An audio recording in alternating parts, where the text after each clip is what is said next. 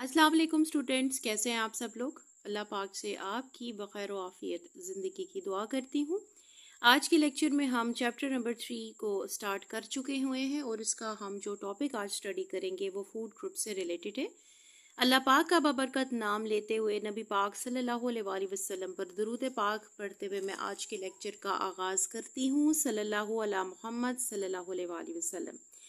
जी, हम स्टार्ट ले लेते हैं फूड ग्रुप्स और सोर्सेस से रिलेटेड। जैसे कि थोड़ी सी इंट्रोडक्शन में मैंने आपको ये चीज़ बताई थी कि जो फूड हम लेते हैं उसका मेन जो पर्पस है वो क्या है, हमें एनर्जी प्रोवाइड करना और इसके साथ साथ वो तमाम एसेंशियल न्यूट्रिएंट्स देना जिसकी हमारी लाइफ को जो है ना और लाइफ प्रोसेसेस को ज़रूरत है, हमारी नीड है।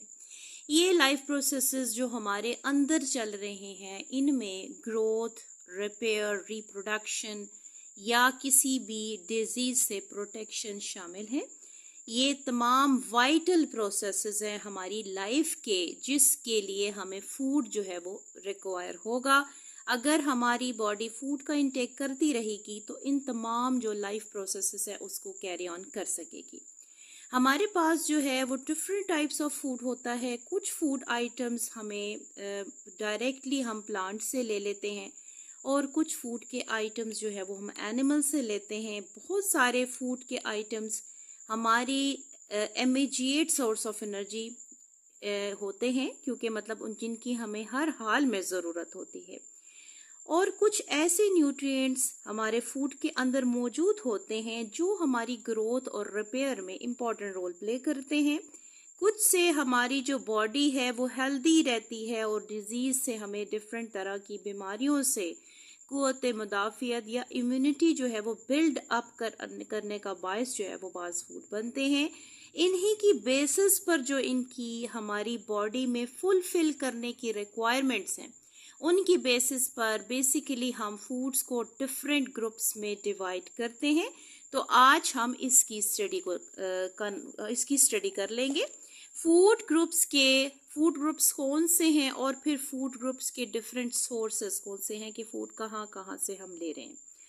तो ये टॉपिक 3.1 हम स्टार्ट करते हैं जी। प्लांट्स और एनिमल्स, बेसिकली हमारे पास फूड को लेने के टू मेन सोर्सेज हैं जिसमें प्लांट्स और एनिमल्स शामिल है। अब आप देखेंगे जो हमारे पास डिफरेंट फूड ग्रुप्स हैं जिसमें वीट, राइस, वेजिटेबल या फ्रूट शामिल हैं, इनमें से कौन सी चीज़ें हैं वो तकरीबन हमें प्लांट से मिल रही हैं।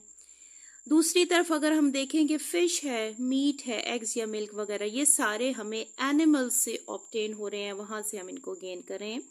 दूसरी तरह के जो फूड प्रोडक्ट्स हैं बहुत सारी ऐसी वैरायटी है जो कि बेसिकली प्लांट और एनिमल दोनों से हम ले रहे हैं और हम अपनी एनर्जी की रिक्वायरमेंट को अपनी बॉडी के अंदर जो है वो फुलफिल कर रहे हैं। यहाँ आप डिफरेंट तरह की डायग्राम्स देख सकते हैं जो इस बुक में बनी है कि सबसे पहले आपको वेजिटेबल्स और उसके साथ डिफरेंट तरह की ग्रीन लीव्स वेजिटेबल्स नज़र आ रही हैं। ठीक है, हमें पता है कि ये सोर्स बेसिकली क्या है, प्लांट्स का सोर्स है। इसके बाद आप देखें आपको डिफरेंट वैरायटी ऑफ फ्रूट्स नज़र आ रहे हैं। हमें फ्रूट जो है वो बेसिकली प्लांट से मिलते हैं। तीसरे नंबर पर आपको फिश नज़र आ रही है। ठीक है जी, ये हमें पता है कि डेफिनेटली मीट के सोर्स में आएगा या मीट ग्रुप में इन्वॉल्व होगा, ये हमें एनिमल से मिल रहा है। इसके साथ ये डायग्राम आप देख रहे हैं तो ये राइस हैं, हमें वीट का जो ग्रुप है फूड का उससे अटेन होते हैं। डिफरेंट तरह की जो मिल्क प्रोडक्ट्स हैं जिसमें एग्स शामिल है, मिल्क शामिल है, बटर वगैरह, योगर्ट वगैरह शामिल है, ये भी एक फूड का मेन इम्पॉर्टेंट ग्रुप है जिसमें डेयरी प्रोडक्ट्स सारी शामिल होंगी। हम बीफ और मटन जो चीज़ पे यूज़ करते हैं वो हमें एक प्रोसीजर से यानी एनिमल से मिल रही हैं। जो न्यूट्रिएंट जिस फूड में मौजूद होंगी उसकी बेसिस पर हम 5 मेन इम्पॉर्टेंट जो ग्रुप्स हैं वो फूड के बना लेते हैं और हम ये देखते हैं कि कौन कौन सा जो फूड का ग्रुप है उससे हमें क्या चीज़ जो है वो मिल रही है। ठीक है, ये डिफरेंट टाइप्स ऑफ आपने फूड को देखा डायग्राम्स की मदद से। अब हम क्लासिफिकेशन करेंगे on the basis of nutrients कि जिस वक्त फूड के अंदर न्यूट्रिएंट्स मौजूद हैं तो उनकी बेसिस पर हम फूड के कितने ग्रुप जो है वो बना लेंगे और फिर हम देखेंगे कि कौन कौन से ग्रुप से हमें क्या मिल रहा है। ठीक है, सबसे पहले आप मेन ग्रुप देखें, वो है जी कार्बोहाइड्रेट का। ठीक है, सबसे पहले कार्बोहाइड्रेट का ग्रुप आ जाता है। कार्बोहाइड्रेट्स के जो ग्रुप है उसमें क्या शामिल है, ग्लूकोज, शुगर, स्टार्च, ये तीनों चीजें आ जाती हैं जो कि मेन ग्रुप है। ये वो फूड्स हैं जो कार्बोहाइड्रेट के ग्रुप से हमें मिल रहे हैं। शुगर्स जो हैं वो किस किस चीज में मौजूद हैं, जितनी भी आपको पता है कि मीठी चीजें हैं उनमें शुगरी जो चीज है, जिसमें हनी आ गया या फ्रूट्स आ गए, मिल्क में भी टू सम एक्सटेंट शुगर मौजूद है, व्हीट में भी शुगर मिलती है, राइस, बार्ले, पोटैटो, टोमेटो और दूसरी वेजिटेबल्स में हमें रिच सोर्स ऑफ कार्बोहाइड्रेट नजर आता है। नेक्स्ट टॉपिक पे इसकी डायग्राम को देख लेते हैं। ये जितनी फूड के आपको मैंने आइटम बताए ये basically rich source of carbohydrates हैं, ठीक है, जिनको स्टार्च भी कहा गया है। सबसे पहले डायग्राम में देखिए राइस है, ठीक है जी। राइस हमें पता है कि ये कार्बोहाइड्रेट ही की एक फॉर्म है और ये भी शुगर जो है वो रखते हैं। इसके बाद दूसरा ग्रुप आपको नजर आ रहा है, दैट इज ब्रेड, ठीक है। ब्रेड जो कि व्हीट है, ठीक है, उसमें भी शुगर का कंटेंट मौजूद है। चपाती मीन्स रोटी हम जो कंज्यूम करते हैं इसमें भी शुगर मौजूद होती है। बनानास, आप देखें बहुत सारे फ्रूट्स हैं जिसमें मैंगोज हो गए, बनानास हो गए, एप्पल हो गए, इनके अंदर भी शुगर का कंटेंट जो है वो मौजूद होता है। इसके साथ आपको नजर आ रहा है पोटैटो, ठीक है जी। पोटैटो भी स्टार्च फुल होते हैं, इनके अंदर स्टार्च मौजूद होता है। ये जो सारे के सारे फूड्स आपने देखे ये रिच सोर्स ऑफ कार्बोहाइड्रेट्स हैं, यानी अगर आप इनको लेंगे तो हमें बहुत ज़्यादा इंस्टेंट एनर्जी मिलेगी।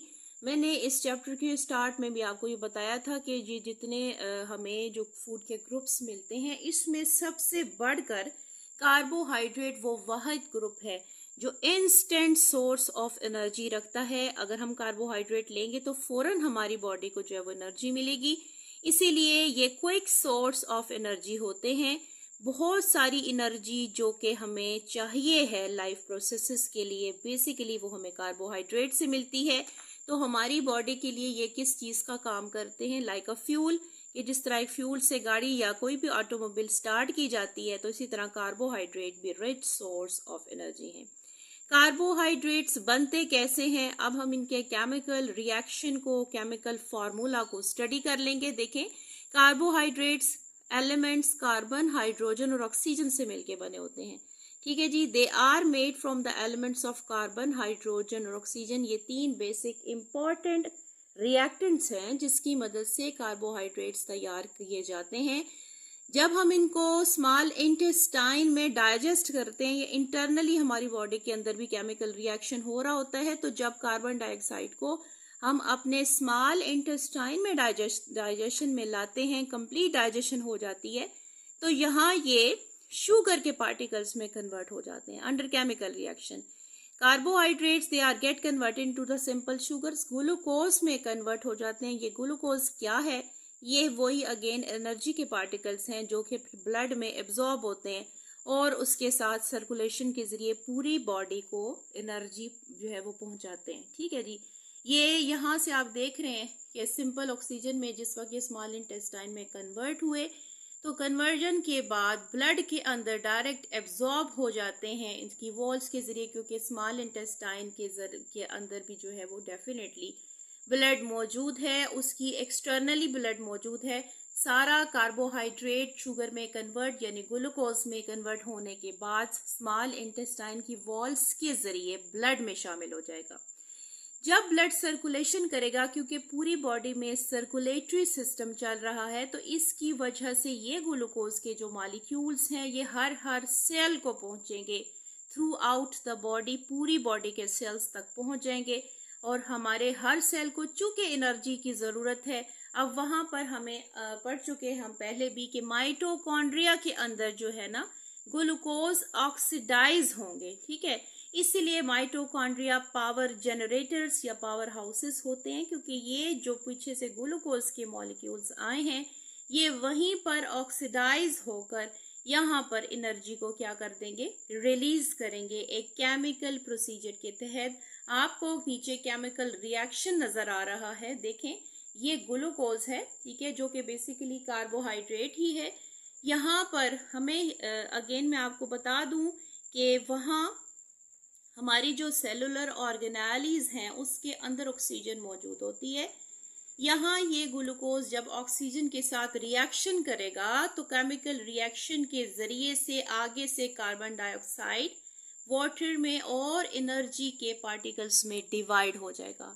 इम्पॉर्टेंट चीज़ जो कि यहाँ पर समझने वाली है वो ये है कि जब ऑक्सीजन इसने ऑर्गेनेलीज के अंदर से ली है तो कार्बन डाइऑक्साइड इवॉल्व की है।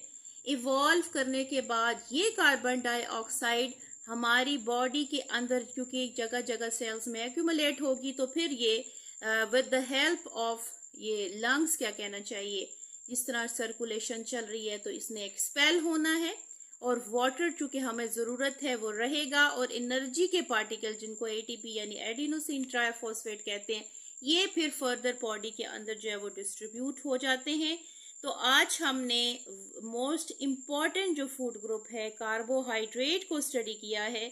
मुझे उम्मीद है कि आपको इसका कंसेप्ट बिल्डअप हो गया होगा और ये ऐसा टॉपिक है और ऐसा ये पॉइंट है कि जिसको आपको कवर करना बहुत ज़रूरी है। इंशाल्लाह नेक्स्ट लेक्चर में हम फर्दर फूड ग्रुप्स के बारे में स्टडी करेंगे। तब तक अपने लेक्चर से इजाज़त चाहती हूँ। ज़िंदगी रही तो फिर मुलाकात होगी इंशाल्लाह नेक्स्ट लेक्चर के साथ। तब तक अल्लाह हाफिज़।